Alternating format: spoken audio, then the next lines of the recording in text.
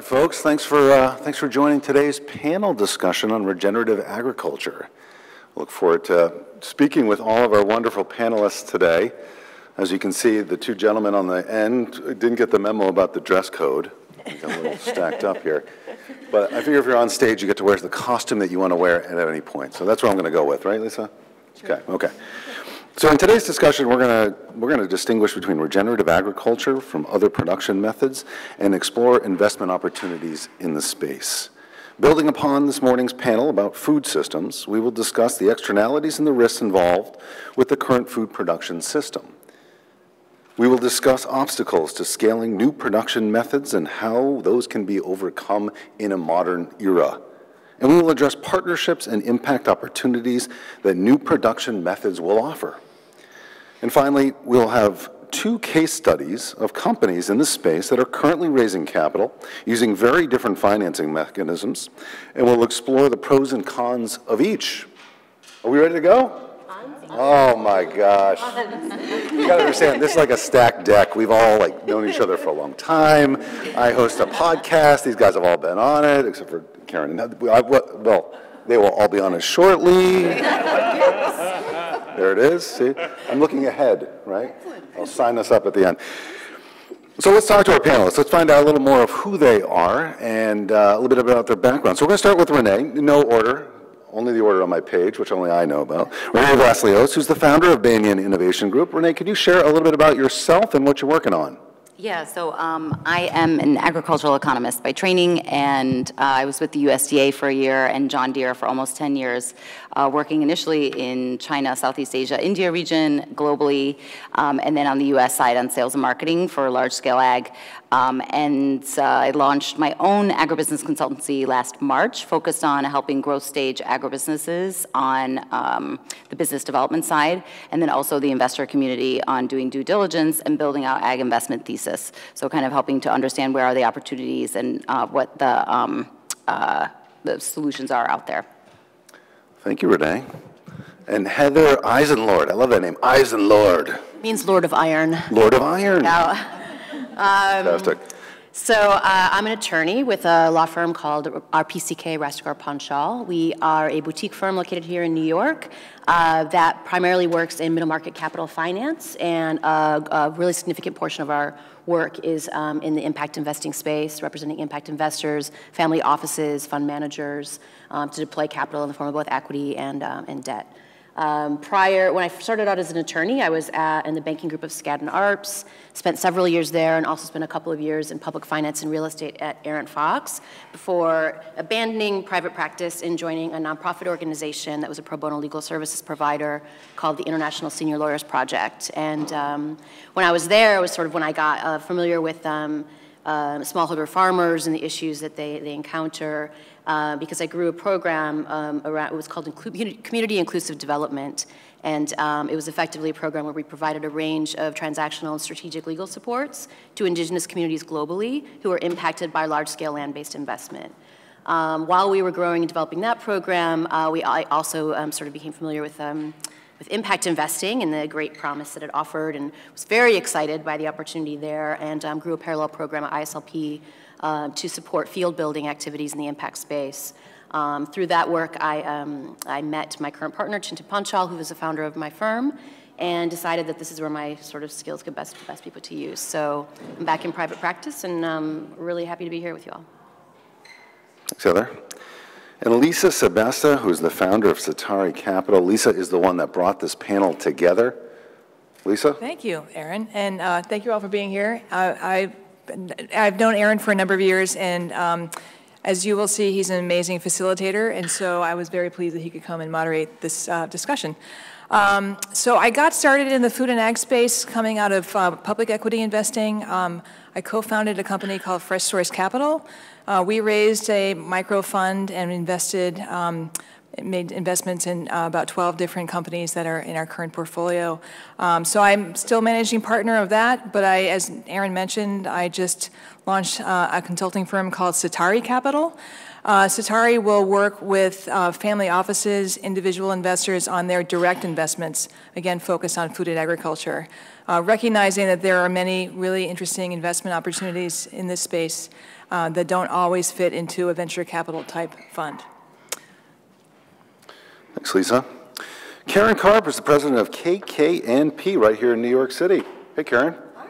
Please tell us more. Sure. So I'm Karen Karp. I founded my company, Karen Karp and Partners, which is a small consulting group. We're eight people plus a lot of strategic partners that work across the spectrum of agriculture, food, and health. The focus areas that we have are in regional ag and food economies, healthy food access, sustainability, which is very broad, I realize, but includes things like working in regenerative agriculture, mostly in attracting investors to the regenerative agriculture field and working to get farmers prepared to pitch to investors around their regenerative agriculture business plans. And we also design higher education curricula for culinary schools, for ag schools, and community colleges, and have a practice within our practice that focuses on the human capital side of all of the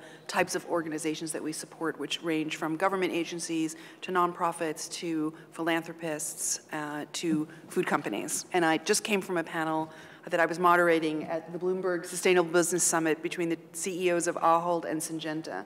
So I think it's a perfect day to be here. A balanced day to be here. They're learning. They'll get there, right? Yeah. They're coming along. We're coaxing them. They are. They'll see regenerative. Brianna Warner, who's from the fine state of Maine. She's the CEO of Ocean Approved. Hey, Bri. Hey. Please share. So I'm the CEO of Ocean Approved. I just took over about all right, is that better?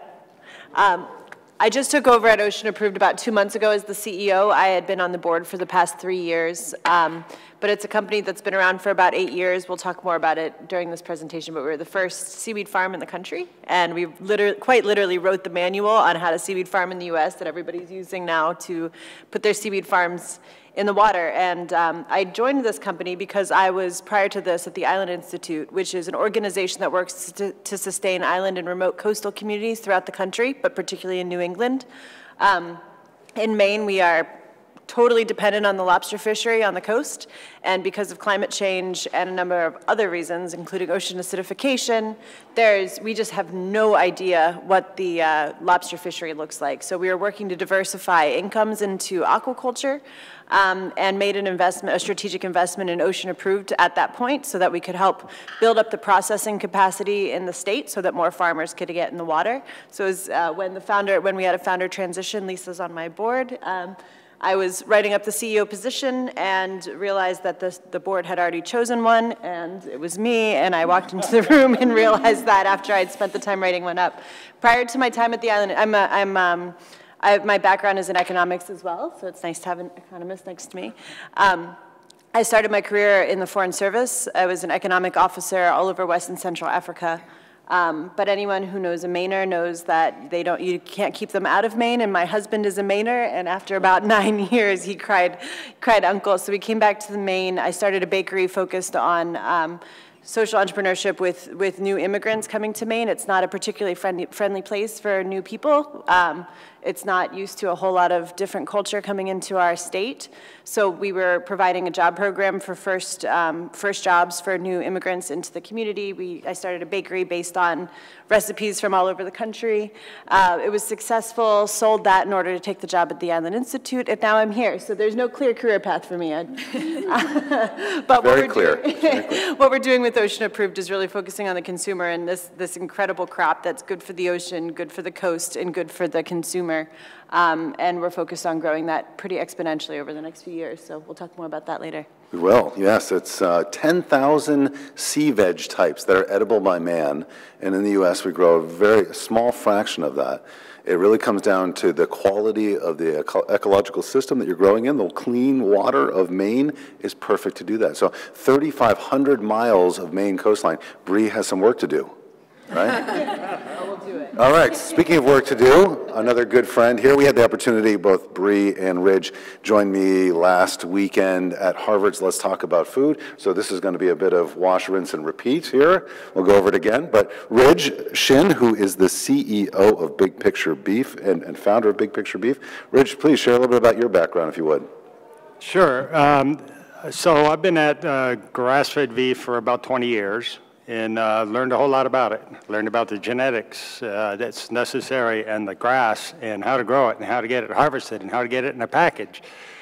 But I'm a neophyte at investing.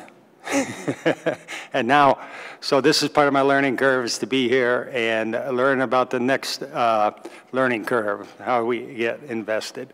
We feel, like she was saying, that this is good for the planet, it's good for the local economy, it sequesters carbon. I mean, there's all these fantastic reasons that it's great.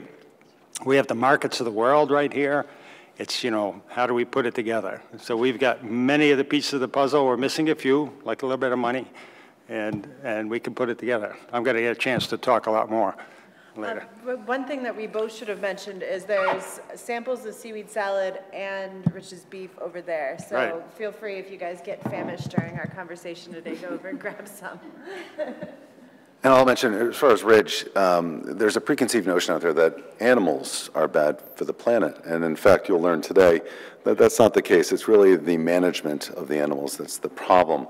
And when you actually put animals, especially ruminants, back out on pasture, they're part of ecological systems. And that's part of a regenerative process that we can manage in a better way and actually create great food on a continuous basis and use the sun as our food source by getting it through animals. So using photosynthesis, it's cheaper too. How about that? It's operationally less than running a farm on input-based models. So what I want to do, my name is Aaron Niederholmen. I'm the moderator and host of the panel today. I run a technology firm called One Health Agriculture. Previous to that, I was involved in the private equity world. I ran a sustainable, or I should say it wasn't sustainable agriculture per se, but a regenerative agricultural model where it was called the Agrarian Fund, where we took stressed and distressed dairies and we converted them into livestock operations at scale to service large-scale wholesale distribution markets. We were focused on regional distribution models. That was done about 5-6 years ago, and I'll just say, as an early player in that, I fell forward. I learned a great deal, and now I have an opportunity to host a panel. Right? And they don't even give me a suit. No.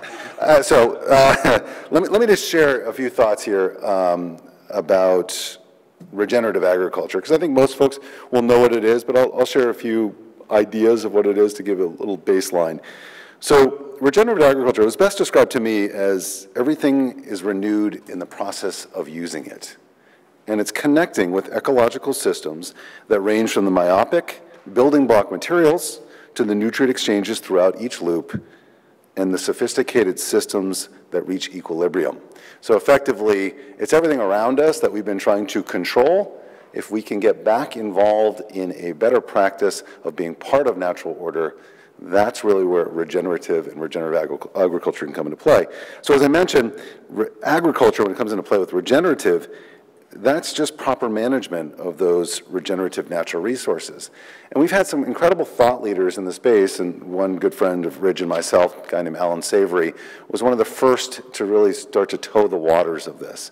And he spent 50 years of empirical evidence and really has gone into the statistical analysis through a Savory Institute model of looking of creating and establishing animals back out on pasture as a mechanism of interest to consumers. On the sea side of things, we're really getting an understanding of the state and the health of our oceans. We have to have a better control of what we put in our oceans. They are not a never land to continue to dump plastics, which is a bit of a icing on the cake of the real problems that we have, which again returns to management. So as you hear from our panelists today, these recent innovations and better understanding of the broader system design, when they're overlaid in the production of our food, not only does it have positive impact on our health, but it has positive impacts on political, social, and planetary stability at scale. Okay? So the impact of these externalities within current food and the production have been swift and severe on the well-being of next generation and the health of the essential planetary systems that keeps everything afloat. Okay, we've realized that the current model and modern system is broken, so we need solutions of change. And we've got some good news. We've got those who figured out better management practice and systems connecting us back to natural order and its bounty, sharing thoughts with you today. So, what do I have to do to get you into regenerative agriculture today? Now, that didn't work well. Thank you, Britt. By saving grace, thank you. Well, it is a unique opportunity on the finance side, and again, as I mentioned, I do come from that space. We are a real asset investment class. We were investing in both animals and land with a 10-year horizon and traditional PE fund. So I did get to see this firsthand of some creative investment models, which it will take to make regenerative agriculture scale. But I think the best thing we can do, someone that's had success in this space, is start with Lisa. So Lisa, you had mentioned you previously co-managed a private equity fund called Fresh Source Capital. Your objectives were to invest in regional production, up and downstream, and relating to elevated production standards. Can you share some knowledge with our audience about your experience in the space? Absolutely. So Fresh Source Capital Fund is a kind of a very sort of traditional fund structure. It had an 8-year term. We made both debt and equity investments out of that. What I learned from that is that there is a very specific subset of companies and investment opportunities that fit into that kind of structure. So if it's, for example, when we did a loan, so if it was a debt instrument, the company had to be close to or already generating enough cash flow to be able to service that loan. So we made both subordinated debt loans. We often were, it was for working capital, so we might be subordinate to a bank that maybe had a sort of a first lien on the assets of the company and equipment and things. So it was more risky than a bank, but less risky than equity. We also did royalty financings, which is sort of in between that debt and equity space, where we would get repaid by a percentage of the company's monthly revenue. And the advantage of that to the entrepreneur is that it's a flexible payment. So depending on, if you have a month where there are lower revenues, that happens a lot in food and agriculture, the payment's lower, and then when you're kind of in your peak months, the payment's higher, which is more attractive to the investor. We also did, as I should also say, we did make equity investments. And the equity investments we did make, such as in Ocean Approved, were ones where we have an expectation that we're going to redeem that equity, or have that our share will be, our position will have an exit. So that could be a sale to another company. I think we actually had redemption rights in our shares of Ocean Approved. So there was a couple of different ways that we could get repaid through those scenarios. What I found, though, and this kind of relates to Ridge, we were in looking at companies that were like Ridge that had a longer time frame than our fund, so more like a 10, 15-year horizon. A fund is not well set up. At least the one that we had set up was not well suited to, or that company is not well suited to our fund. But yet, I think it's actually it's a great company. I think Ridge is a great CEO, and it's a really interesting investment opportunity. So ultimately, we worked alongside a family office that was very interested in supporting and promoting the grass-fed beef industry and regenerative agriculture generally, and made the investment in Big Picture Beef, which just kind of got me thinking, okay, so there's lots of really interesting companies, particularly when you're talking about agriculture. They typically are not companies that are going to have either high cash flow from the very beginning or an exit strategy within a certain time frame. So we need to start thinking more creatively about how we need to finance these businesses. I'll leave it there because I think there's a lot of nodding heads. Well, let me, I'll just mention, and I am going to open it up for questions, but I just want to get through a first line of questions with our panelists. Lisa, I have one follow-up question to that. So one of the challenges I think that folks have within the impact space is quantifying the values aside from financial returns. And there really is no good mechanism out there. We're moving in a direction to using the SDGs, the Sustainable Development Goals from the UN's model, which are 17 goals set on looking at many of these, what we define as externalities right now, but look at as value. Your fund did a nice job of expressing some of your investment approach in overlaying that with the SDGs. What allowed you to come to that conclusion, and how successful was that? Yeah, so I see there's a lot of investors who are mobilizing clearly around the SDGs, and we had a whole discussion about it this morning, which is really exciting, and I think it's great to have that framework. It really, I think, is focusing investors on what's really important and giving us a roadmap. I think within food and agriculture, there are so many touch points to so many of the SDGs. It's really easy to start making those connections. You know, when I think about certain companies in our portfolio, many of them meet one, most of them meet several are working towards those goals. I think the challenge we have, and we got into this discussion a little bit this morning, is in how we measure our progress. And I think that's still an evolving discussion. We've come up with a number of metrics for our portfolio where we look at, you know, things like how many jobs are we creating, how many of those are for women entrepreneurs, how many farmers are benefiting from the businesses that we're working with, how many families are now having better access to food because of the businesses that we're working with. So we've started creating those metrics, and I think what we're trying to do now is continue to link those to the SDGs so we can really start saying, okay, what are our quantifiable goals? If we really want to end hunger and improve life on land, what quantifiable metrics can we start looking at? And like I said, I think it's an evolving process. I would agree. I mean, I think the challenge, as you mentioned, is that longer horizon over a 10-year life cycle of a fund, a traditional PE fund, or 12 years, or even investors that are interested in co-investing in some of these programs, which are a bit of a different infrastructure.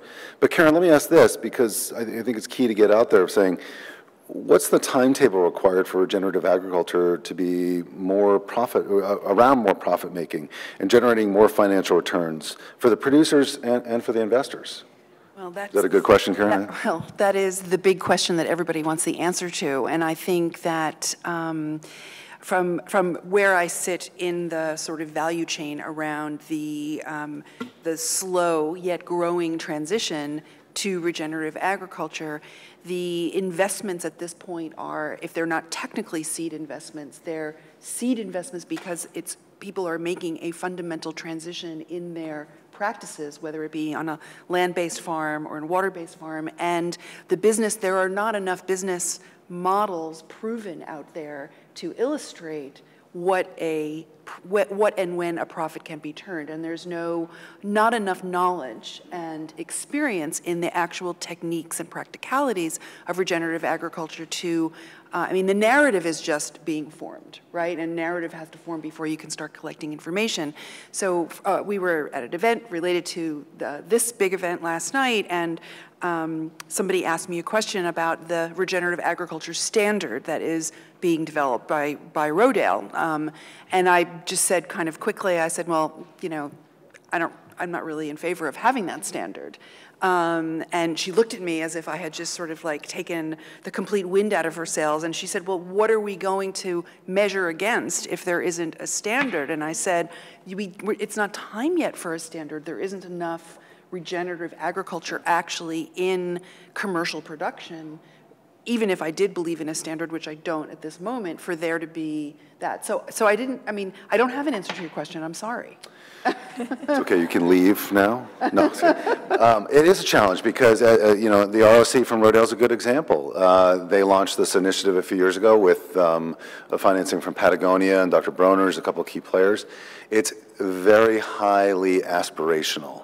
The biggest issue with it right now is there's no on-ramping for producers to partake in this type of initiative. It's going to be the platinum standard, but we need ways of getting more producers to come and actually raise our minimum market thresholds, which is an opportunity for investors to jump in, because what we're fundamentally talking about, where we're all here, is this is a consumer-driven approach. So the consumers are asking for more, and they're not being delivered upon. So I think there's great capacity. Yeah, go ahead, Karen. I have just a tiny additional part of that answer. I mean, if somebody is transitioning their land from land that is any degree of distressed, and you mentioned your investments in distressed land, to regenerative agriculture, the one thing that you can say is you will be able to farm on this land 100 years from now. Yeah. You know, and that is a compelling, I mean, I would like to know whether it's a compelling statement to make, because that is really what is one of the biggest challenges when you hear, when you hear the statements, how are we going to feed 9 or 10 billion people? And the answer is the soil needs to improve. Yep. So. Yeah, and it's a strong value prop to producers that are looking for succession plans. This surely aligns with the next generation of workforce, of people that are investing in soil and the land much more than folks that are growing corn or soy. People want to grow food for people. Mm-hmm. So, Heather, please, would you share with the audience a bit about what key partnerships do companies need to establish and implement regenerative agricultural practices? Sure. So as I mentioned in my introduction, I kind of came to this work through my work at the International Senior Lawyers Project, where I was providing legal support to communities who were impacted by land-based investment. One of the initial projects I did when we were sort of building out that program was, I'm kind of give an example in the negative to start, but one of the initial programs we did, projects we did was in the Philippines. We were asked to provide legal support to smallholder farmers who had been sort of, who had contributed their family plots to a cooperative structure that was then used to, it was converted to grow palm oil or oil palm. And in doing that, they sort of committed their family lands. They began monocropping. They took out mortgages from the land bank of the Philippines to finance the upgrade of their land and to produce the technical equipment they needed to transition to oil palm, for the oil palm plantations. And they entered into a management agreement with the management company that was associated with the investor. When we were brought in to provide legal support to the communities, things were in sort of critical crisis mode. In fact, some of the farmers were at a point where they wanted to burn down the plantation because, contrary to the terms of the agreement, which of course they'd signed on to without legal support, they were not actually getting the technical supports and the inputs that they needed from the management company, but they were still bound to pay management fees. And so they weren't really able to scale up their production. They weren't really able to do this in a way where they could get the product to market and bring in and generate revenue so they could pay those management fees. They were falling behind in their mortgage payments, and the whole thing was going bust. So I was very new to the space then, both kind of in land-based investment and community rights more generally, and also in sort of the agriculture space, but it was a big eye-opener for me. The other eye-opener there was that we were coming in as sort of US-based lawyers saying, like, yeah, we're here to help you. We're going to help you negotiate something better where you can get back to a sort of a recoverable position. And but because we came in and we're like lawyers from New York and DC, and they were like, you look like those guys, we don't trust you. Like, we just want to litigate or burn everything down. And so that for me was another big sort of learning opportunity around the importance of building local relationships and partnerships, and also really building a relationship with trust with the farmers that we were working with. So all that said, in current practice, we do represent a couple of clients who have been successful in sort of working and investing in the regenerative agriculture space. One of those is Dirt Capital, and Dirt Capital effectively, they're a fund. We actually built their second fund. They're in the process of raising capital, and they purchase land and then lease it to farmers on an 8 to 10 year long-term lease, with the goal of selling that property to the farmer at the end of the leasehold term. In doing that, they provide more tenure security to the smallholder farmers, or to the sustainable farmers who otherwise might be leasing on a shorter term or with much more sort of insecure terms in their lease. So they're not able to sort of like invest in sort of growing their business because they really don't have that security of tenure, which is critical to their business. But one of the things that Dirt does that makes their project successful is that they partner with a lot of different entities and really sort of invest in both time and money and capital into building out the ecosystem that's needed to really support these farmers and make their businesses viable. So they work with land trusts. They work with land trusts who are looking to sort of build or buy conservation easements to ensure that that property is sort of like is preserved and conserved as agricultural property for the long term in perpetuity. They work with municipalities to do the same. They also ensure that they have really strong technical support advisors who are available to provide business and strategic advisory services to smallholder farmers around budgeting, around agricultural processes, around sort of sustainable and regenerative agriculture, sort of methodology upgrades, et cetera. And in addition, they provide sort of long-term capacity building and inputs and technical support to those farmers so that they're able to really grow their business and achieve the sort of regenerative outcomes that they're looking for. And so in doing that, you know, they either plug into existing ecosystems that are already existing in the regions where they work. Right now, they're primarily working in the Northeast, and they're just moving into New Jersey. They plug into existing ecosystems or they kind of draw on their networks to bring in new resources where they're not already available in the jurisdictions where they're working. But one of the things that I think is really critical to that is also building trust with all of those existing resource and ecosystem sort of resource providers and the sort of participants in this ecosystem. And they do that by, I mean, one of the things that they've done and been really smart about is that they hire, they're sort of, the people who are making the investment decisions within the organization are people that come from the communities in which they're investing and come from the agricultural sector. So they have a deep understanding of agriculture, they have a deep understanding of the various types of financial instruments and types of financing that needs to be available, whether it's mortgage finance when Dirt Capital is looking to exit the lease, whether it's financing to provide infrastructure supports to the farmers, or you know, financing across a range of different sort of capacities that the farmers need. They make sure that they build good relationships with those various different financial providers or investors.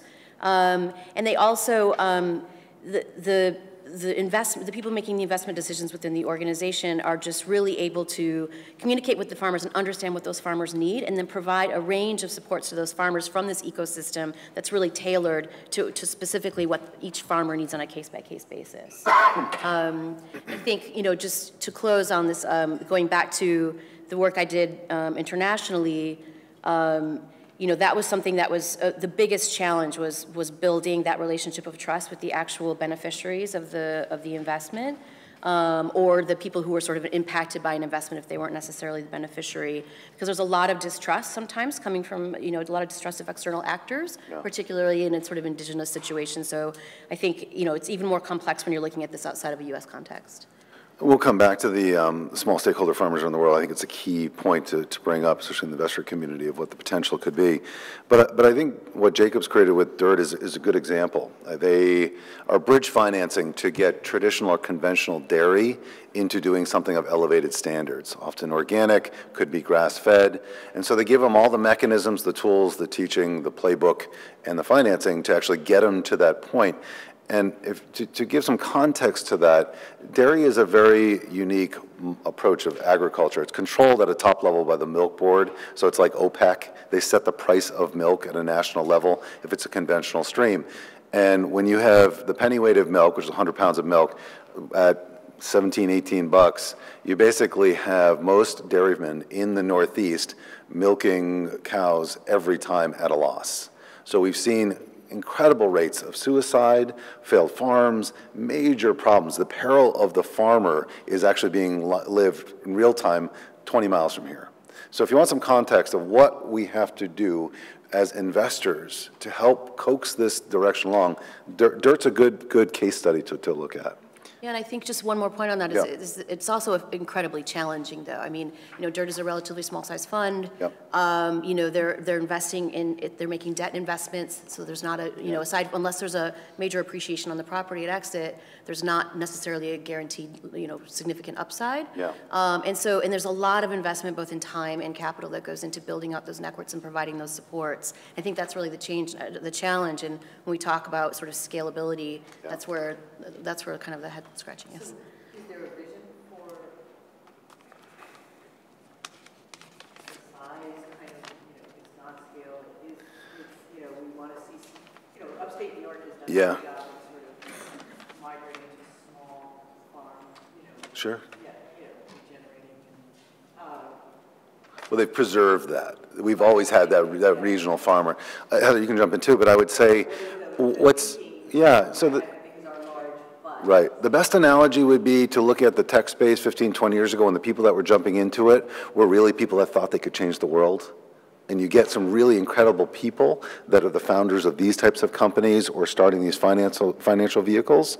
So yeah, I think we're building out approaches that will scale to that, and everyone is absolutely keeping their finger on the pulse of what it's going to take to scale. And it's a great segue to our next question, actually, which is with Renee. Because Renee has an impressive background coaxing many of the mainstays, the largest players in conventional agriculture, to look at resilience, to look at soil health, to look at product differentiation. So Renee, what kind of lens are big companies or larger capital markets focusing on regenerative agriculture, if anything, at this point?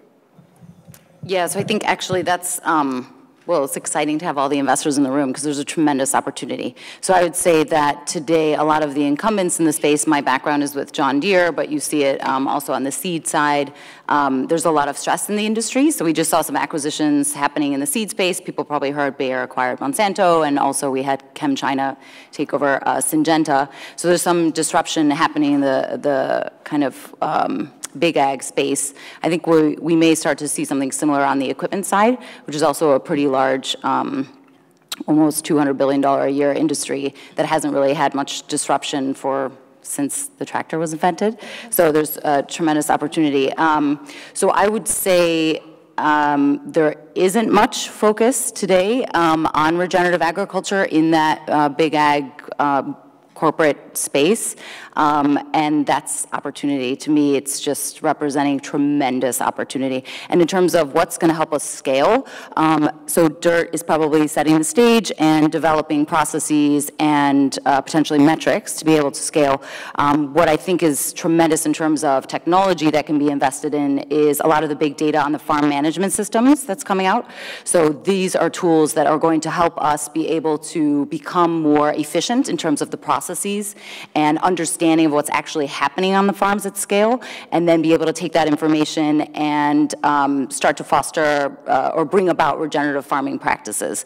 So I would say I've been actually pretty disappointed in terms of the incumbents and what they're doing, but all that means is that there's a lot of opportunity. And then actually I see you had asked a question this morning around where kind of the investment is coming from or public policy. So we are seeing governments, the US government unfortunately is not really playing in this space, but the UK government is really active. They are investing. One area that's very interesting, again, for the scalable component is robotics. And the UK government is investing really heavily in early stage companies that are going to change the landscape in terms of what equipment's on the field, which will then allow us to start really scaling regenerative agriculture. That's my wheelhouse, so I always like talking about equipment. But there is some exciting things happening from a policy perspective outside of the U.S. that are starting to stoke the flames of solutions and investment opportunities that will be scalable. That's great, Renee, thank you. And we will come back to the presence of large corporations and the opportunity to set the stage for that. Most of us have heard the scenarios of the situations where large food companies have launched incubators or $100 million funds to tow the water. But often those programs are really last mile delivery. They're pretty far downstream. They are collecting low-hanging fruit, and it is a good way to start. But that's not going to transform agriculture, food systems, environment, all the things that we're collectively talking about here.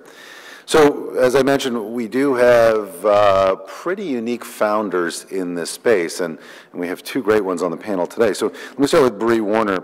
So Bree is CEO of Ocean Approved, as she mentioned. They're the domestic leader in inline sea vegetable food products. Her company is hyper-focused on sourcing product from fishermen looking to diversify their income stream by starting ocean farms and growing kelp, a vegetable that improves the health of the ocean and provides huge nutritional benefits to its consumers. Bree was Economic Development Director at the Island Stew. It's a great program out of Maine, and as a nonprofit, this focus on Maine's sustainable island communities, coastal communities. And as she said, she sold a wholesale bakery company out of Portland. But one thing I think that many of the folks that you mentioned who work for the State Department, you were there for almost a decade, and after you got your master's at Yale, you spent some time in pretty hairy places like Tripoli. So you were there, you were immersed into this.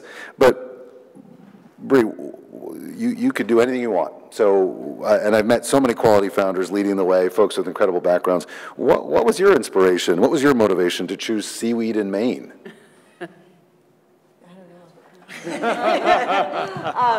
So one thing that really inspired me was actually the founder of our company. I unfortunately can't claim to be that. Our company has been around for about 8 years, and it's pretty incredible to see a state like Maine, which is at the end of the line in almost every way. We have 1.2 million people. We're the 3rd poorest state in the country. You wouldn't know that if you have a summer place in Maine, Mount Desert Island, but we are an incredibly impoverished state.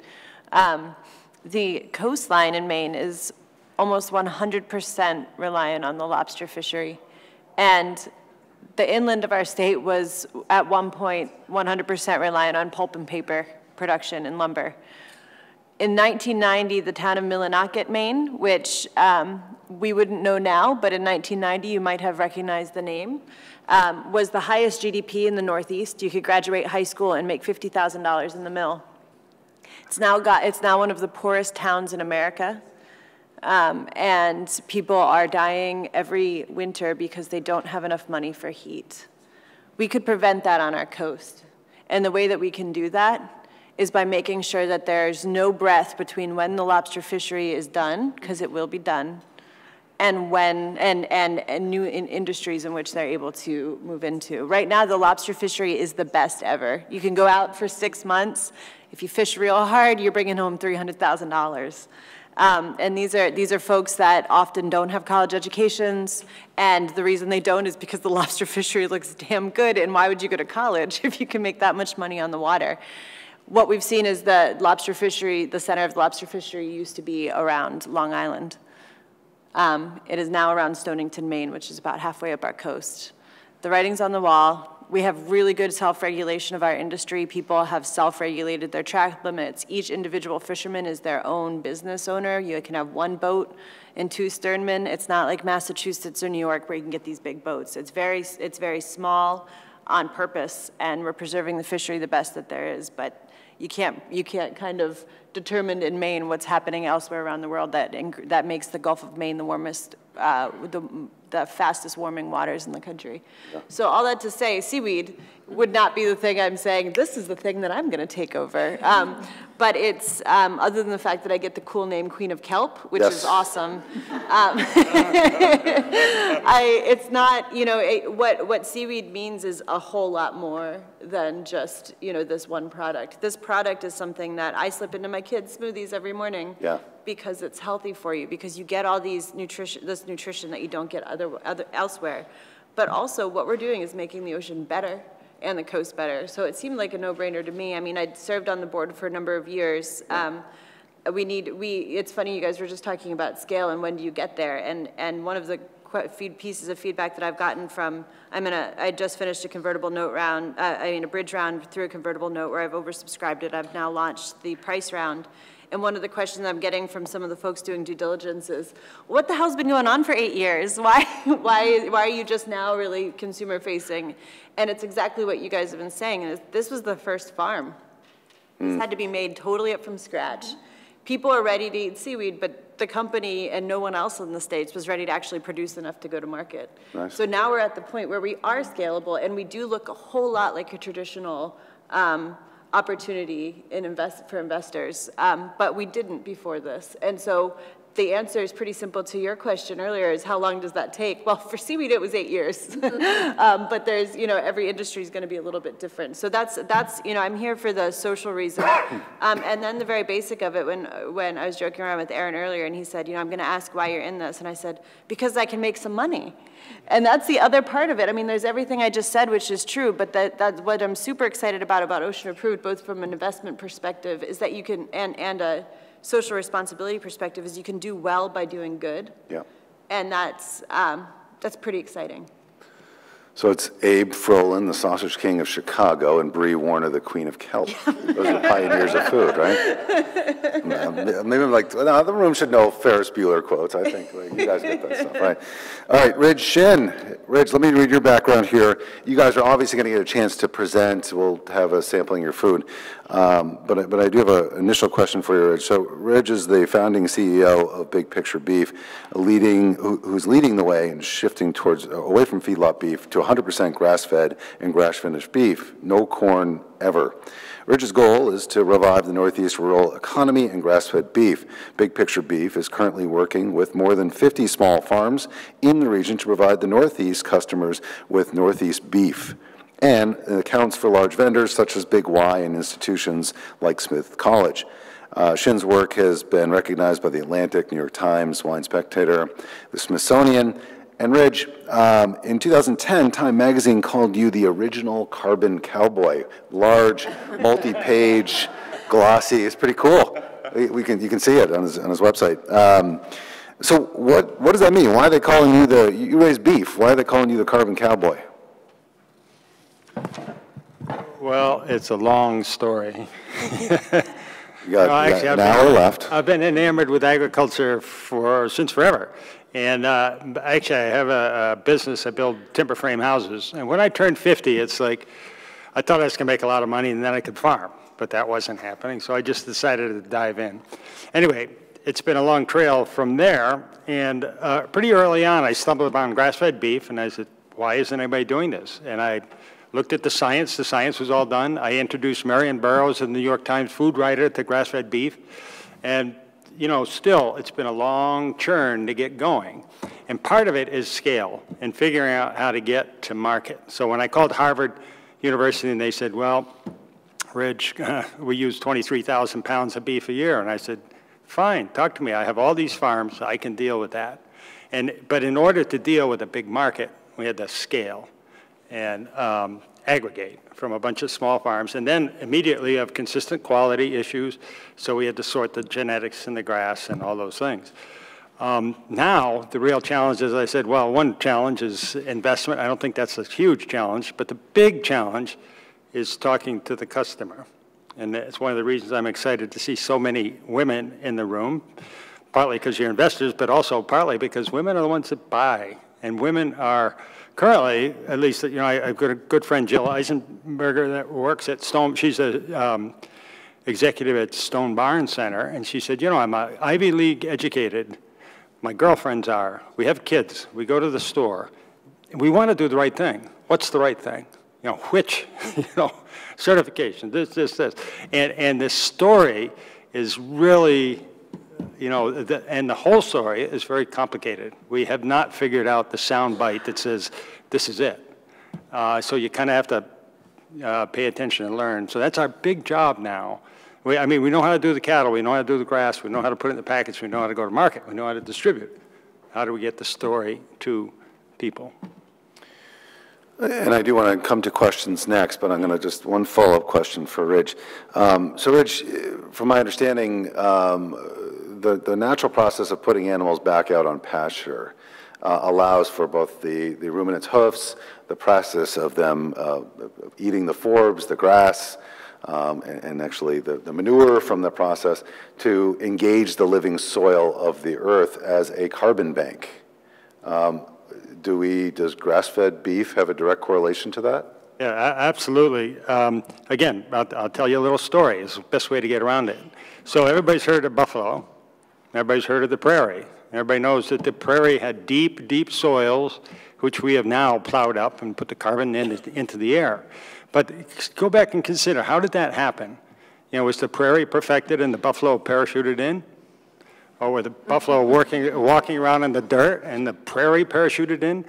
No, it's a symbiosis of the herbivore, photosynthesis, the soil, and the microbes that built deep soils.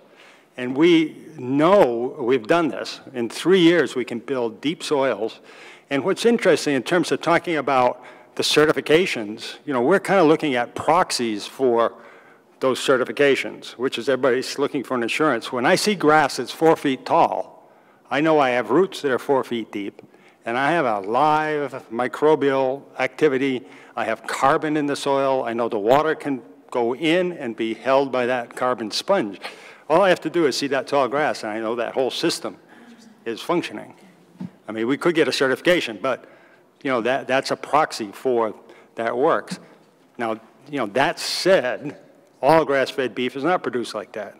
A lot of grass-fed beef, like for instance, all the Australian beef that comes in, those cattle are just walking around, kind of the worst practices, but they didn't eat any corn, so they're 100% grass-fed.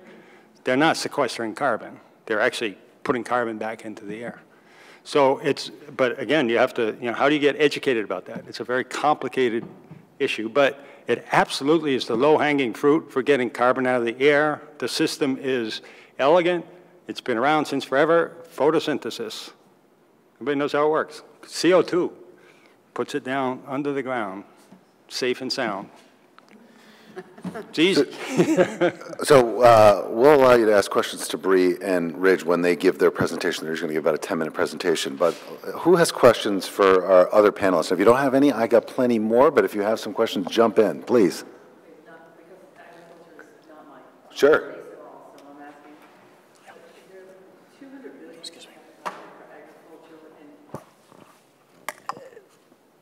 Again, not my expertise, agriculture, but is there an assumption of $200 billion coming out of government towards the agriculture segment? And I would imagine every state has the need of the marketing story. Is there some way that that becomes an economic development piece, you know, that gets organized by the state to make sure the stories are getting told? Are you speaking of the Farm Bill? Or subsidies? I'm not sure what I'm speaking of. That's how ignorant So government resources, government resources subsidizing regenerative agriculture? Yeah, just making sure a piece of it, and then it goes to the economic development group who makes sure the committee and then the resources for doing the stories are prevalent, relevant, and current. Okay. You know, that's one that can get solved. Sure. Simply and less costly, quicker. Karen, Renee? So I'm going to try to break your very big question down into a couple of different pieces, particularly the pieces that I think I can be smart about answering. So you probably are talking about the Farm Bill, and I would rather not talk about the Farm Bill. Okay, but no, hang on. No. Yes, if anybody wants to get involved in changing the Farm Bill, there's lots of work happening right this moment to do that. I could definitely help you there in terms of connecting you to the right people. I mean, it sounded really like a joke. It's not the right moment to be talking about what the USDA is doing and what they're going to do. I mean, they just issued a new organizational chart that basically removes the entire research departments of the USDA. That happened yesterday, within the last few days. So who needs science, right? Yeah, we need just a little bit of moment of silence about the USDA. That said, state departments of agriculture, they have a very clear and very objective and very vocal mandate around economic development, right? Let's talk about dairy in New York State. I mean, we have right now the first agriculture commissioner in New York State who is not a dairy farmer in my lifetime, which is almost 6 decades. He comes from a dairy background, but he and his family diversified their farm to basically A to Z vegetables. So that is a really important thing to understand how a shift in a State Department of Agriculture is responding to the shift in the marketplace. New York State, actually New England without being New York State, is a milk deficit region, which means New England needs to import milk from New York. New York feeds New York, New Jersey feeds a little bit of New York, et cetera. But the stories and the realities of what is happening to dairy farmers in states like New York and states like almost everywhere that is not out west is really true. And all the reasons that you mentioned about why there are dairy farmer suicides and literally auctions of farms and farm equipment, et cetera, is because the state departments of agriculture have not done enough to see the writing on the wall of the shift in not only consumer demand, but the shift in where and how milk is being produced and who is dominating that low price, which are the Western milk producers, because we don't have a quota system in the United States. So if you're producing milk, for example, in a region like New York and New England, where your land costs, your tax base, your labor is the highest in the country, how will you ever compete against a 10,000 cow operation in the Central Valley of California or Idaho or wherever, when that one person who leaves Washington every week and flies back to Chicago, there's one person that sets the price for milk. This guy literally goes from Washington to Chicago every week, and on that plane ride sets the price for milk. So what state departments of agriculture are doing now, which is really kind of very exciting, is they're looking at what they can do in their own geographic purview, which is very nicely kind of coinciding with the local food movement. Local states of agriculture did not create the local food movement. The local food movement started on its own. State departments of agriculture are finally getting the picture that people, consumers in each state of the United States want to eat more local food. So that's why they're making deals for things simultaneously, like investing and creating incentives, et cetera, for Chobani, for example, in upstate New York. But at the same time, they're finally making investments in infrastructure for local and regionally produced foods that are fruits and vegetables. So it is a good time in this country for state departments of agriculture working with big buyers like colleges, universities, school systems, et cetera, to create jobs, keep farms in farming at the state level to serve local demand. What is it that would be helpful? Is it platform? What is it? Helpful to do what? To get money to the farmers? A platform to... Let me, do you understand? Yeah, well, I'll try to answer. So the Farm Bill is an interesting and complex subject, as Karen was mentioning. What people don't realize, it comes about every 5 years. What people don't realize that 80% of the Farm Bill is actually SNAP, which are food stamps. So it becomes a very large political football. So we really don't have an opportunity to get a Farm Bill, especially with an administration run by Sonny Perdue, who has a very different perspective on regenerative agriculture. His plan for dealing with water issues is to dance for rain. So there is a big problem on the fundamental issues of doling this out. And then on the side of that, and I'm going to come to Renee to answer this too, we probably, more in current affairs, we've heard what's happened with tariffs being put on our products going to the Far East. And to give some context, the USDA is going to give out about $12 billion in resources to farmers.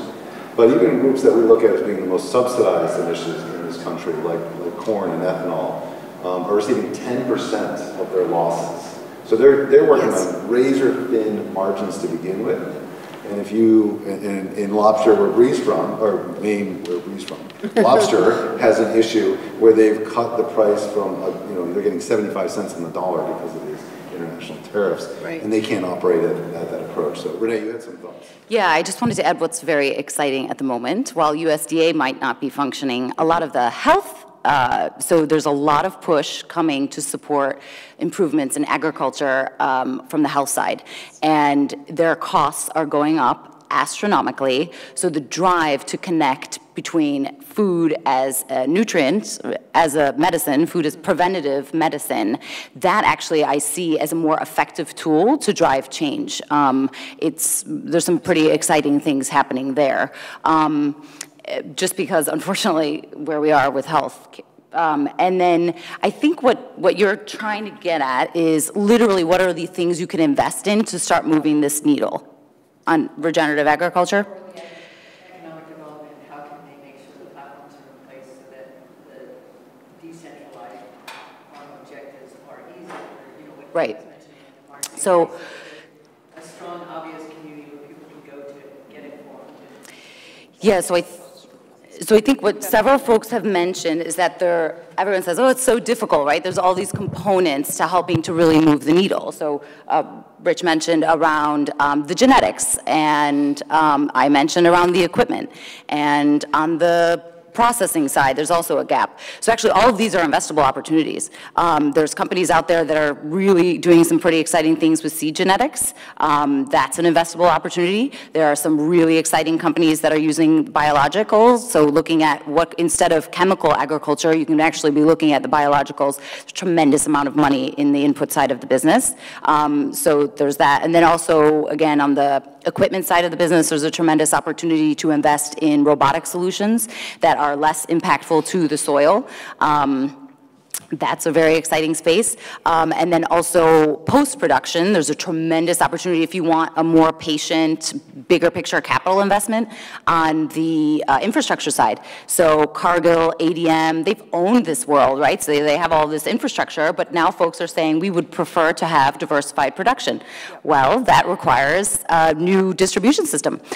There's a tremendous investment opportunity in that space as well.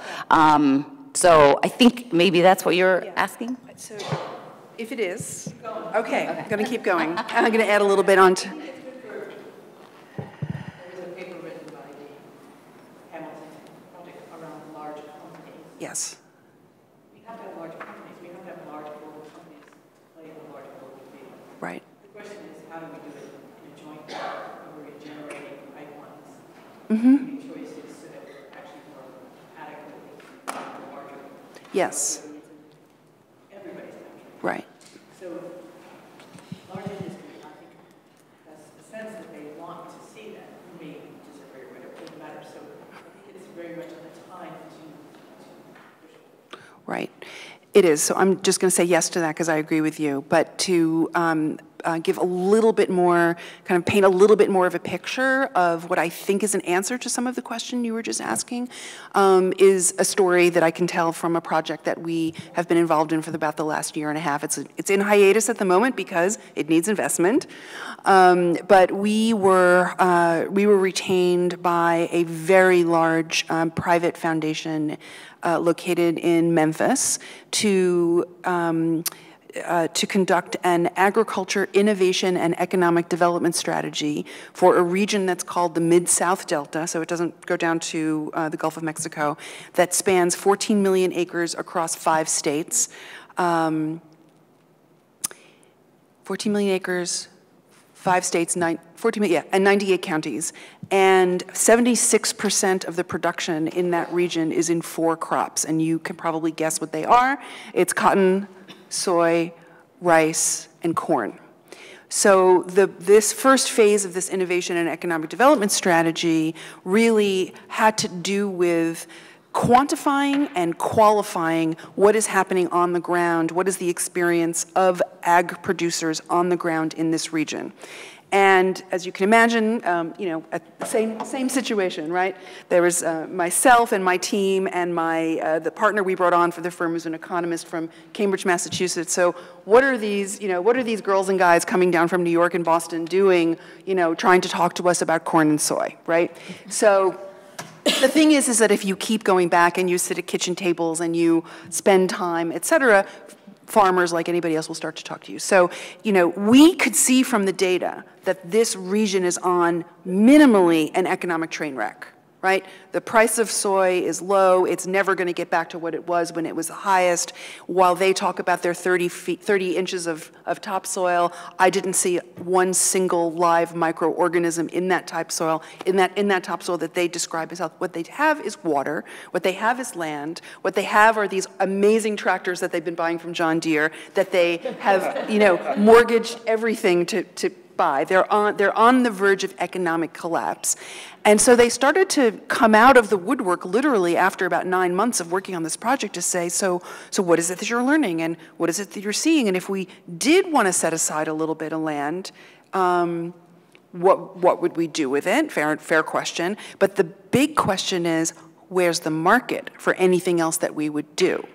So the interesting thing that's happening is that, as you said, global food companies like PepsiCo, like Unilever, like you name any global food company you want to name, they need a new supply chain of healthier inputs, whether they be commodities or specialty products. They need new supply chains that are going to be transparent, that are going to meet consumers' demands for organic or beyond organic, in the case of this conversation, regeneratively produced. And as I shared with this group in preparation for this conversation today, what we quantified in our research is that there's this thing that's called the valley of death for these producers, right? When they are producing more than 52% of their crops in commodities, they are profitable. And if they get more profitable, the more they are monocropping, essentially. However, the same is true on the other side. You know, when they start producing more than 50% in specialty crops or value added, or wherever value add comes from, whether it be shifting from kind of conventional production to organic or regenerative, or shifting from animal feed to human food, shifting from 4 crops in one region to 40 crops in one region, the profit becomes exponentially larger, and larger than it would ever be per acre to stay in commodities. So the investment opportunity is to fund what we call the valley of death. Yes, the transformation. Yeah. And it's quantifiable. And so how many regions? That's okay. How many regions do you estimate that are the ones that you just talked about? Usually around population densities, so you need a certain affluence or education awareness at this point. But I think what Karen's point is, this is just tip of the iceberg stuff. And if you can show producers that they can make more, profit from taking a better methodology, they can connect with their consumer, there's perpetual sales. But the other thing I'd just add to that, with closing out, because we want to jump into the case studies here, that are at a national level, as investors, it's important to know that work is being done on the Farm Bill. There's a company called Agree, which is run by Jim Moakley, Gary Hirschberg, Todd Barker, who are all thought leaders in the space of regen. What they're doing is getting a pragmatic scientific approach that they're trying to look at farm bills in 2024 or 2026. Yeah. That when you quantify what we're going to give for subsidies around aspects like soil health, water utilization, carbon sequestration, that's how we're going to give out future. And they have bipartisan Senate support for this initiative. So as investors, that's key. When you know there's going to be federal support coming down the pipeline, it's a key part. So you have a question, and Bree, I'll get you set up to present. Sure. Is that we're a seed investor in a regenerative organic farmland fund. This is probably the first one in the U.S. Basically, the idea is promoting regenerative farming. We will start with organic farm. I mean, we're basically working with organic farmer. Well, the managers is create and invest in farmland to help them financially to transition. Well, they're already in organic farming, but to scale. And I think that's in line with Karen saying, you know, it's exactly what do you do all the acres on land? How do you? And you see the profitability. So we have a profitability case, and then also the end goal is for regenerative organic and to scale. And that was why originally before this lady was asking about opportunities, that do you guys think these investing in regenerative organic farmland, working with farmers, that one of the strategies working with farmers, having them run in a systematic way, is that a good impactful way in terms of dollar per cents of one way of doing the regenerative agriculture? So I just want to, you know. I'm kind of more concerned about making sure that we have time to hear Brianna. I mean, I'd love to have a conversation offline, I think. It's kind of a longer conversation that I want to get into right now. Okay. Bree, you're up. All right. So this is I've been asked to make Is this better? All right. So I've been asked to make sort of a abbreviated pitch here. So it's hard for me to stay seated, but I'm going to try because I know the camera's there. That's all right. I got this. So like I said, I took over as CEO of the company about 2 months ago, and I think you've seen a lot of splash saying seaweed is the next crop. It's seaweed. Kelp is the new kale is the tagline that I kind of hear everywhere. I'd like us to be better than kale because there's mostly because in kale, you know, you don't. It's kind of an unbranded form, whereas what we're doing is we're really branding a seaweed ethos. So if you could, oh, I have this. So we are the first seaweed farmers in the country, and we wrote the manual right there to the right on seaweed farming. People use that all over the country now. People call me from all over the country about how do you set up seaweed farms. It's really easy to do if you know the water. It's really hard to do if you're an entrepreneur. We don't work with entrepreneurs. We work with fishermen. People come to us all the time and say, I really want to get in the water. It's my dream to farm kelp. And I say, great. I'm sure there's someone else who wants to buy from you. So we work with fishermen because what they always tell me is, hey, yeah, I know how to grow seaweed. I grow it on my traps every day. They have the social equity in the communities. Anyone who knows anything about fishing knows that it's self-regulated territory. And it can get pretty nasty if you don't know what you're doing. And the last thing that we need, especially on the coast of Maine, which is very small, is people really annoying other people because they have a seaweed farm out there. So we work with fishermen only. They have a boat already, they have a bunch of lines, and they're really innovative in the way that they farm. People have, in the past 3 years, people have innovated in seaweed farming way beyond what our founder had thought imaginable. And like one guy said, you know, I just got $250 worth of old ropes from someone's lobster boat, and I'm using that this year instead of the new rope that I bought. And I said, why? And he said, well, because it seeds better, because the line is fuzzy, and it seeds better. So tell everyone that they can use $250 rope rather than $5,000 rope, and you're set. Like, oh, that sounds great. I mean, the ingenuity is pretty incredible. So we started 8 years ago, have 3 really great products that have come out of it, but really the focus has been in farming up till now. There's a lot of buzz everywhere about kelp is the new kale, but there's no one really selling it but us. So it's great, people can keep talking about it.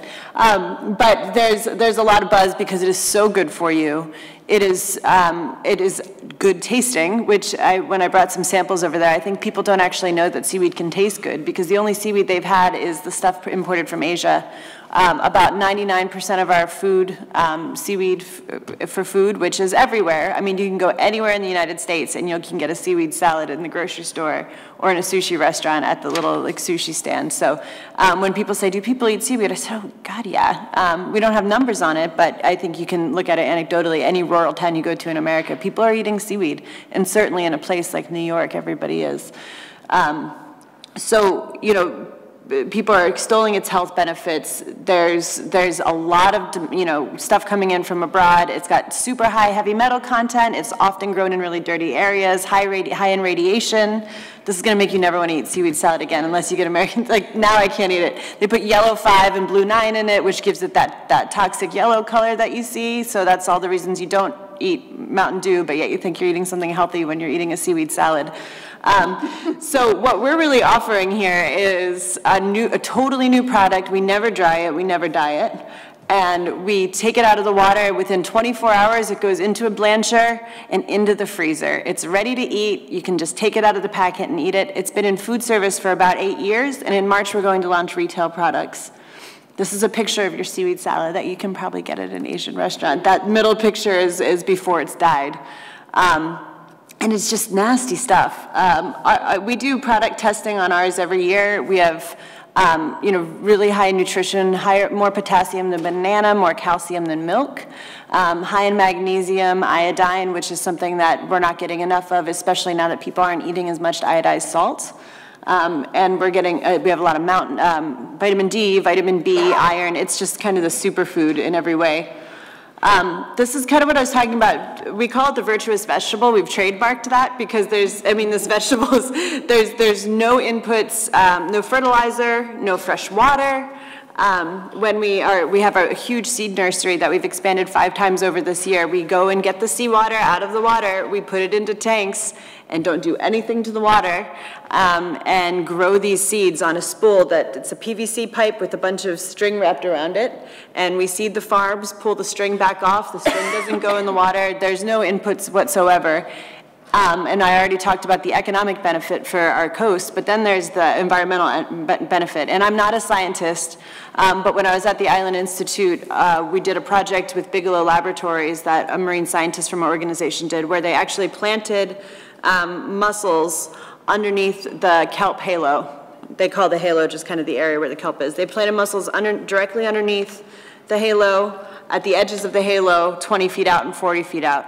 We all know in the seaweed industry that it takes nitrogen and carbon out of the water and that it remediates the effects of ocean acidification. The question was how much? So the mussels were planted directly underneath the farm. When we pulled out the kelp from the water, they tested the mussels. The shell strength was twice as hard as it was before, as the stuff that it was 40 feet outside of the kelp halo. Pretty incredible stuff. The meat density was also twice as large, but it's But what's hard to know about the meat density is if it was actually because of the feed that was coming down from the kelp, or if it was the ocean acidification that was affecting it. But what we do know is that it is having a positive net effect. Pretty exciting stuff. Here, a picture of our farmers. So as I said, we have 17 farms up and down the coast, fishermen and women. That one on the top left, her name is Karen Cooper. She lives out on North Haven, and she took this great picture with the kelp as her hair. I just love that picture. And Keith Miller's there in the middle. We had the New York Times, Melissa Clark came up to visit us last week. She spent 2 days with us. She's coming back up in March, and she'll be doing a feature story on us when we launch our retail line. And she met Keith Miller, and Keith, I know for a fact because I've spent a lot of time at his house, has a giant support Trump sign outside of his house and has been a lifelong hardcore political supporter of the right. And when we sat down with him, he said, well, I just got to tell you, I don't know what's going on with this water, and I know that climate change is going to affect my kids' lives, and I need to do this. That was pretty powerful. So he knows it's better for the water, but he also knows we need some supplemental income for those bad years. As I mentioned earlier, $600,000 a year, $300,000 a year lobster, that's great. This year, bait prices went up about 65%. The lobster catch went down about 20%. The lobsters shed about 3 weeks earlier than they ever have, so the processors weren't ready to keep them on, and people stand to lose quite a bit of money this year. That boat he has is probably a $400,000 boat. What do you do if you have a bad year? An extra $20,000, $30,000 can really help. So our products, I'm in New York for this, and I made some sales visits on either side of it, and we're kind of doing a two-pronged sales strategy where we're launching in high-end restaurants, tastemakers, so that people can be talking about our seaweed. As you all know, it really comes from the tastemakers at the top. When I get to tell people that Stone Barns is carrying our seaweed product, chefs look at me differently and say, ooh, tell me more about your product. And I also had a meeting this morning with Chopped, who's going to be looking to put it on their salad, so we can kind of go from the high-end side to the high-volume side. If you go to Illegal Seafoods anywhere in the East Coast, they're slowly transitioning that bright yellow seaweed salad off with our sea vegetable salad. That will eventually, within the next year, go to replace it. But their seaweed salad is one of their top 3 selling products. So to make that immediate transition was not something that they were interested in doing, but they realize how dirty it is and how clean ours is, so they're making the slow migration. Our products are a raw slaw, which you can't get anywhere. It's like a shredded raw kelp. We have kelp cubes, which you can sneak into your kids' food because you can put it in their smoothies and they don't know it's there. And you can put it in soups and stocks and baked goods. And then our third is a seaweed salad. We're working on reformulating that right now and also doing a sichi, so you can get seaweed kimchi. I know I don't have that much time, so this is just more about our milestones. This is what I was saying about more of a traditional investment opportunity. All of our financial modeling is based very conservatively on really bad growing years, just in case that were to happen. But there's a lot of room for growth. We know that we're confident that we can sell everything that comes out of the water. It's just making sure that we right-size that with our customers so we're not over-promising. We're raising $1.5 million in total. We just closed the bridge round in 2 months at $620,000. We were looking for $500,000, but I overshot it a little bit. We're raising the follow-on $1 million. We're hoping to close by the end of December. And it's going to basically help fund our retail launch, hire our first paid sales manager ever. We have a lot of farm support, but no sales team, which is, I'm ready for that. And then it's going to do some new machinery so we can push a lot more product through our facility. And really fund the marketing and get us through this next year so we can make a splash. We have huge first mover opportunity here. There's nobody else out there with a thaw and eat product or a ready to eat product, and no one that has an American product. So we can really go to market saying, hey, the health benefits are huge, and look at that other stuff. Like, there's a huge opportunity here because we have a great story, as you were saying, and it tastes good. So does yours. Yeah, right. So that's the pitch. I'm happy to talk to anyone about it afterward. So I think what we'll do is after we can have conversations with Bree about specific questions. If you want to get a MAGA hat, grow kelp, she might have those too. Maybe some resources can fund that. Rich, maybe you could share with the audience, speaking of Stone Barns and Blue Hills, what Dan Barber said about your beef while I pull up your slide deck. Yeah, okay. Well, it's in the, some of you know Dan Barber. He's a thought leader in the food space and has embraced the farm-to-table movement and embraced grass-fed beef since day one. And I eventually sent him some steaks, and it just blew him away. He said, how did you do this? He said, I've been using this product for years, and he said, at best it's intermittent. I might be able to cook it, it might be tasty, it might be tough. This was like the best steak I ever had. It just blew him away. So I had to explain how we harvest the energy in the grass, and then he made me come down to the restaurant and tell his people, go to his farm in Great Barrington, Massachusetts, and tell his farmers about it. But he was just stunned that you could have a fantastic piece of beef raised on 100% grass diet. So you want me to talk now? Go for it. So you guys should know that Aaron he's a great master, and he's done a remarkable thing. He's put me on the ticket after the workshop is over at 3 o'clock, because he knows I'll talk all afternoon. So I'm going to run through these quick. So this is our company, Big Picture Beef. We do have an investment opportunity. I've cut back on the slides just to kind of go through this quickly. We're looking to raise $1 million right now, so if anybody's got an interest, come talk to me. So this is the picture, and I won't spend a lot of time here, but if you drive through any parts of New England, Maine, Central Vermont, New York State, you see these houses, which at one time were just phenomenal houses. You see these public buildings, which at one time were phenomenal public buildings. They were all built by the agricultural economy at one point in time. Now they're in total decline. You see them everywhere. And the same thing with dairy that's been said a million times, but in February, when the Agrimark sent the checks to the dairy farmers, they sent a list of suicide prevention counselors. So it's a desperate situation that these farmers are in. And what's created was this vacuum on the land. As you drive through all those areas, central New York, Maine, Vermont, you see fields and fields of goldenrod that will soon be trees. And yet it's productive land that could go back into producing grass-fed beef immediately, and right here in River City. And one of the things that's remarkable about it is the advantages we have over the West. So I met with Bill Nyman here in New York City and Matt from Blue Apron, and we spent about 4 or 5 hours together. And at the end of the conversation, Bill Nyman said to me, he said, Rich, he said, for a Yankee, you know an awful lot about cattle. And I said, okay, well, I'll take that as a compliment. But he said, but Rich, you can't grow cattle here in the Northeast. You have to grow them out where they grow. And I said, but wait a second, Bill.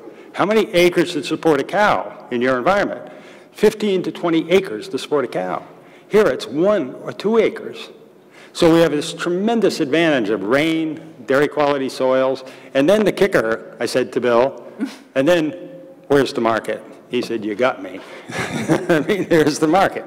So anyway, this is the, taking a big quick shot at it. There's $100 billion worth of beef consumed in this country, 4 billion grass-fed beef. Forbes predicts that by 2025, 30% of beef will be grass-fed beef. So there's a huge potential growth. The interesting factor is that of that 4 billion that's grass-fed beef, 3 billion comes from elsewhere, Australia, Uruguay, some from Ireland. So there's only 1% of beef produced in this country, grass-fed beef that's consumed in this country, that's produced in this country. So the opportunity is huge. And if we want to get into politics, we can be very nationalistic about this.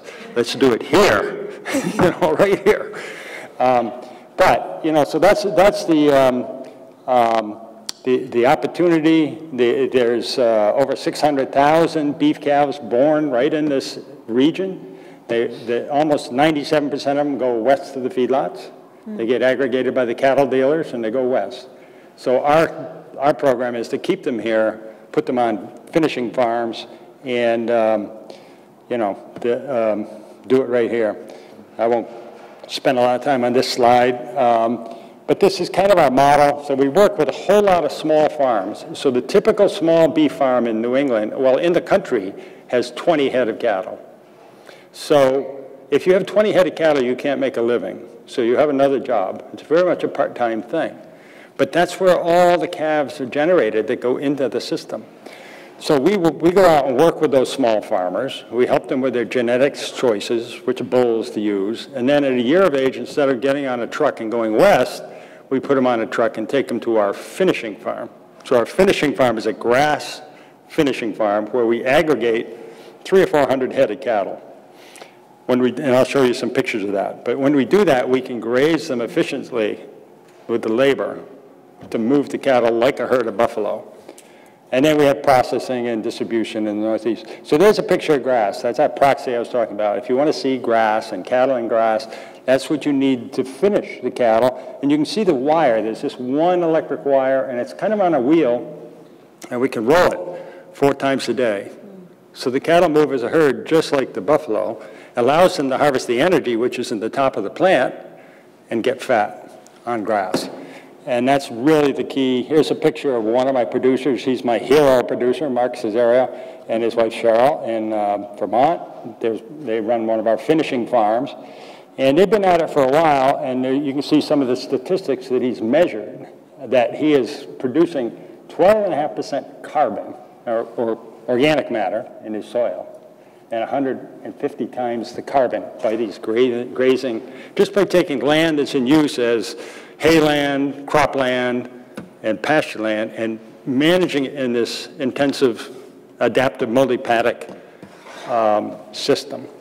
So the science is there. I mean, if anybody's interested, there's a researcher at Texas A&M that's doing the research about grazing like this and verifying that we store carbon. So he's done the research all over the US. Canada just gave him $2.5 million to continue the research in Canada. And McDonald's just gave him $6 million to continue the research in this country. So they get the ear to the ground. This actually works. This system works.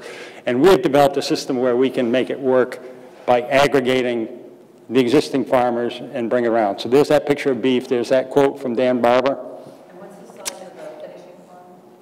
Yes? The acreage.